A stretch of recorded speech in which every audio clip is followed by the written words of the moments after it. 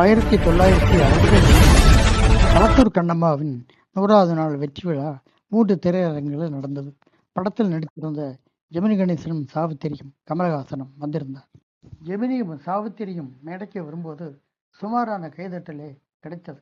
ஆனால் பின்னணியில் அம்மாவும் நீயே அப்பாவும் நீயே பாடல் ஒலிக்க திரையில் போட்ட அதே வேடத்தோடு கமலஹாசன் மேடைக்கு வந்தபோது வாழ்த்தொலியும் கைதட்டலும் கூரையை பிளந்தன. அடுத்த தியேட்டரிலும் இதே நிலைதான் தொடர்ந்தது.